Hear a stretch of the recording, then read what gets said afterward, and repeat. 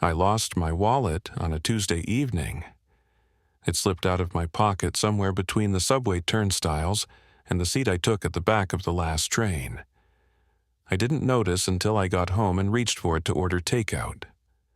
My fingers brushed against nothing, and a quiet dread began crawling up my spine. I checked my coat, my backpack, even the bathroom counter like I might have set it down absent-mindedly, but deep down, I already knew it was gone. The next morning, I retraced my steps like a desperate tourist looking for a lost passport. I asked the station office, I called my bank to freeze the cards, and I filed a report online with a description that felt more emotional than necessary. Dark brown leather, worn edges, stitched initials. It wasn't just a wallet. It had been with me since college, a quiet, stupid comfort I never thought I'd have to describe. No one turned it in. 2 days later, I found it in my mailbox. No packaging, no note, just the wallet itself, clean, untouched, like it had never left me. My breath caught in my throat as I turned it over in my hands. Everything was still inside. ID, bank card, gym pass, even the cash. But something felt off. It took me a second to see it. There was a small folded note tucked behind my driver's license. I never keep paper in there, ever. I pulled it out slowly, like it might crumble, and the moment I saw the handwriting, my chest tightened. It was my handwriting. Exactly mine, the slant, the pressure, the way I curl my R's like hooks, but I never wrote this. The note said one word, remember. That was it. No context, no signature, just that. I stared at it for a long time, trying to force it into meaning, but it was like trying to recognize a stranger who looked a little too much like me. I took a photo of the note and zoomed in on the letters. I kept thinking maybe it was an elaborate prank or someone forging my writing, but the ink was slightly smudged. The kind of smudge I always make when I drag my palm across fresh ink. I even saw the little dot I make on the left side of my M's when I'm rushing. It wasn't fake, it was mine, but I don't remember writing it. That night, I left the wallet on the kitchen table and tried to sleep. I kept rolling over, glancing at it through the bedroom door like it might move on its own. At 3:17 a.m., I got up and opened it again, looking for anything else I missed. Nothing new, no new notes, no changes. I put it back down and sat with it for a few minutes, heart knocking gently in my chest. I just wanted to be sure. In the morning, something was different. I couldn't place it right away. Everything in the wallet looked the same, but it felt heavier.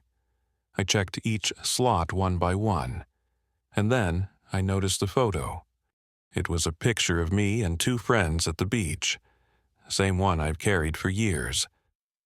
But now, my face was slightly different, like it had been retouched or distorted. My smile didn't look like mine. My eyes looked at something behind the camera, and on the back, where it used to be blank, someone had written a date. Next Friday. My skin went cold. I flipped the photo over again and again, trying to convince myself I'd just never noticed the writing. But I've held that photo 100 times. I knew every smudge on it. That writing was new, and it was in the same pen, the same hand, mine. I spent the rest of the day trying to ignore it. I worked, I cleaned, I left my phone on silent. But every time I passed the kitchen table, the wallet was there like a quiet accusation. That night, I shoved it in a drawer, but the next morning, it was back on the table. I live alone, no one else has keys. I opened it again, fingers slightly trembling. The note was gone. The photo was still there, but the date had been crossed out. Underneath, someone had written, in smaller, tighter letters, "Too late." The next few days were filled with small, unexplainable things. Not dramatic, nothing horror movie obvious. Just wrong in that quiet, invisible way that you feel first in your gut. Like how your keys aren't where you left them, or how your apartment smells like someone else has been in it. I kept telling myself I was tired, stressed, maybe still shaken from the wallet incident, which, honestly, I hadn't even told anyone about. But the feeling didn't go away. I kept checking the wallet again and again, like it might change when I wasn't looking. The note was still gone.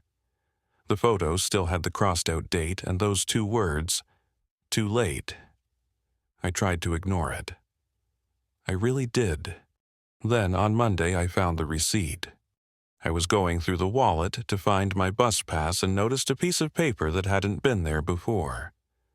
It was a simple coffee shop receipt, folded once, still warm like it had just been printed. The store name was familiar. Brew District, a place halfway across town I hadn't been to in months. The time on the receipt said 2:17 a.m. The date was 2 nights ago. I stared at it, trying to remember if I'd maybe sleepwalked or had some weird late-night craving. But no, I had been in bed, asleep, home alone. I checked my bank app, heart already sinking, and there it was, a $4.60 charge to Brew District at 2:17 a.m. I hadn't even taken my card out of the wallet. I told myself someone must have found it, used it, and then returned it, somehow forging my handwriting, faking a photo edit and slipping it into my mailbox without being seen. It didn't make sense, but it made more sense than the alternative. Still, I needed proof. I emailed the coffee shop and asked if they had security footage from that night. I didn't say why, just that I'd been double-charged and wanted to verify something. To my surprise, the manager replied a few hours later and said they did, and I was welcome to come by and view it. So I did. The footage showed a man walking into the store at exactly 2:16 a.m. He looked tired, hunched, hoodie up. He paid with a card, grabbed a small coffee, and left. I leaned closer to the screen, squinting at the face as the man turned toward the camera. It was me. I felt like someone had just cut the strings holding me together. There was no doubt, same face, same jacket. Even the little scar on my chin from when I fell off a bike in college. But I don't remember doing it. I don't remember even waking up that night. I walked home in a daze, the city blurring around me. Every sound felt too loud, every face too sharp. I kept checking my reflection in every window I passed, as if I'd catch a flicker of that version of myself looking back. But it was just me. Tired. Pale. Confused. That night, I placed my phone camera on a shelf facing the bed and hit record. I left the lights low and stared at the ceiling for hours, refusing to sleep. I must have drifted off eventually, because the next thing I remember was waking to morning light and the sound of a bus passing outside. I reached for the phone. The recording showed me tossing and turning for an hour, then nothing. At exactly 2:11 a.m., the camera cut to black. It stayed that way for 6 minutes. When it came back on, I was in bed, sleeping peacefully. But something was off. My shirt was buttoned differently than when I went to sleep. There was a faint smear of coffee on my collar. I ran to the kitchen. The wallet was where I'd left it. I opened it and froze. A second receipt had appeared. Same shop, same time. Different item. This one was for a black coffee and a notepad. I don't remember buying a notepad. I don't even use them. But I found one later that afternoon in the top drawer of my desk. Brand new. Still wrapped in plastic except for the first page, which had been torn out. I searched the apartment from top to bottom. Nothing. Later that night, I found the page. It had been slid under my pillow. My handwriting again. 5 words. You left this for me. I didn't sleep. For a few days, I stopped checking the wallet. I left it in the drawer, wrapped in a towel like something dangerous I didn't want to touch. But that didn't stop anything. Things kept happening around me. Small things, but they built like pressure under skin. One morning, I woke up to find the front door unlocked. I always double-check it. Always. But the bolt was open. I started keeping track of everything in a notebook, not the new one. A separate one I bought myself. I noted the receipts, the missing camera footage, the coffee stain, and the torn page that appeared under my pillow. I needed to feel like I was in control of the facts. That something made sense. But it was like writing down the rules of a game no one else was playing. Then I got the email from my bank. It was a fraud alert. Someone had visited a local branch in person and attempted to request a new debit card under my name. The branch flagged the ID as suspicious, but the clerk said it looked perfectly legitimate. I asked which branch. It was 6 blocks from my apartment. The timestamp said 11:03 a.m. I was at home that morning. I hadn't left the apartment. My voice shook when I called the branch. I told them I'd like to see any security footage of the person who made the request. They said that wasn't normally allowed, but after verifying my identity and hearing the concern in my tone, they agreed. I could come in. I walked there in a slow, mechanical rhythm, like a man heading toward his own crime scene. I already knew what I'd see. I just didn't know how I'd react to it. They showed me the footage on a small monitor in a back office. The resolution was sharp, the timestamp clear.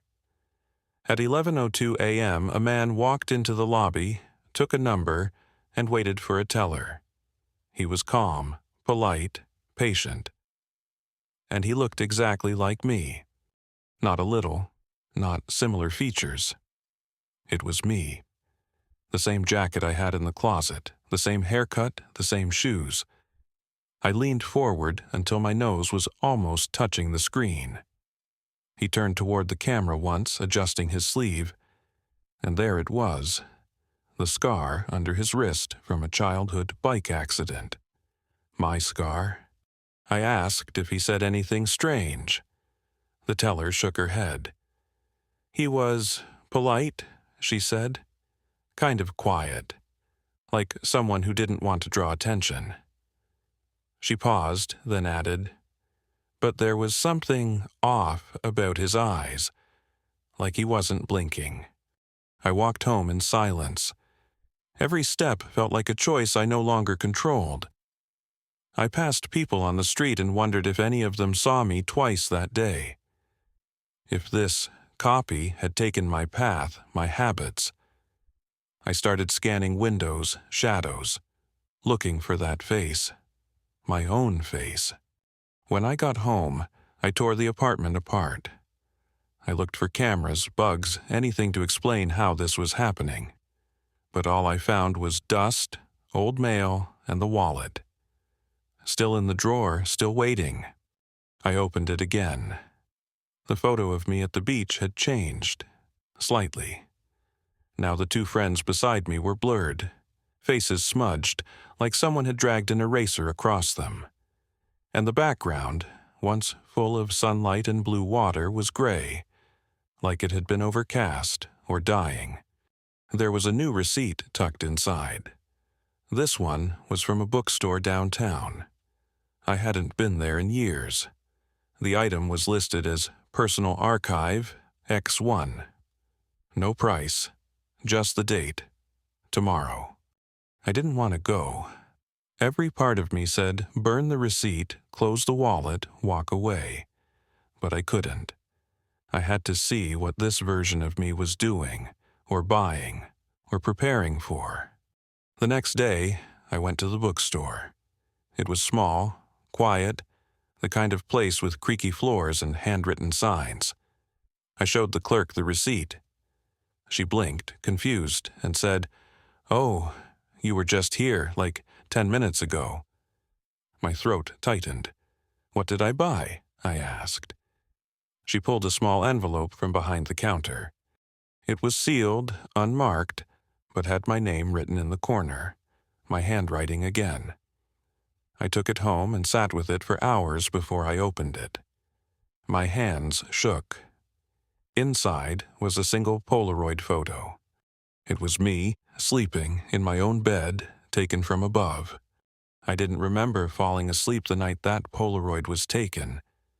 I only remembered blinking at the envelope until my eyes burned. I remembered the nausea in my chest and the awful weight in my hands. And I remembered whispering to myself, "You're still here, you're still you." But after that, the night unraveled. The photo showed my face from a top angle, like someone had stood on the ceiling and just waited. I checked for signs of Photoshop, distortions, shadows that didn't belong, but it was all real. My blanket creased the same way. My phone charger hung off the same edge. I was there. I'd been watched. I taped the photo to the wall, right above the wallet, and sat for an hour just staring. No music, no phone. Just the silence and the steady sound of my own breath. I kept wondering, if he could watch me, could he hear me too? Could he feel what I feel? Was he waiting for me to make a move or to stop fighting? Around midnight, I heard the click. My hallway light, which I hadn't touched, flicked on by itself. It buzzed faintly, like it was straining against the current. I walked toward it slowly, like I was approaching something asleep. But the hallway was empty. No movement, just light, and the distant hum of the fridge in the kitchen. I turned it off, then it turned back on. This time, I said it out loud. "What do you want?" My voice cracked at the end, raw from hours of not speaking. No one answered, but my phone buzzed. One new photo. No number. Just the image. It was my hallway from behind me. I spun around, nothing. I ran to the door, locked. I checked the windows, locked. I checked the closet, the shower, under the bed. Empty. But the air felt different. Like someone had just left, or hadn't. I didn't sleep that night. At 4:23 a.m., I got another message. This time, it was a video, just 4 seconds long. A shaky camera moving toward my bedroom, toward the door, the sound of breath. Then black. I stopped going to work. I stopped answering calls, texts, emails. My world shrank to this apartment and the wallet on the table. I checked it every hour. I couldn't not check it. Every time I opened it, something was slightly different. A receipt with no ink. A mirror shard instead of the photo. A piece of thread that matched the color of my bed sheets. Then, 3 days later, the wallet was gone. I woke up and the table was clean. No note, no explanation. I tore the apartment apart for the second time. Nothing. I was halfway through dumping out the laundry basket when my doorbell rang. I froze. I never get visitors. I approached the peephole slowly. The hallway was empty, but on the floor, right at my door, was a package. Small, black-wrapped, unmarked. I opened the door and picked it up with the kind of care usually reserved for explosives. Inside was the wallet, but now it wasn't mine.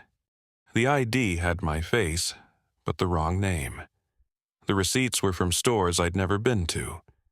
The cash was foreign. The Polaroid was gone. Instead, there was a handwritten note in the same slanted hand I'd seen a dozen times now. It said, "Trade complete." I sat down. The room felt like it was leaning. I kept flipping the wallet over and over in my hands, looking for something familiar. But it wasn't mine. I could feel it in my bones. Like a stranger had put on my skin and now wanted me to wear his. Later that night, I heard the radio. Faint, warbled, coming from the wall or maybe from the air itself.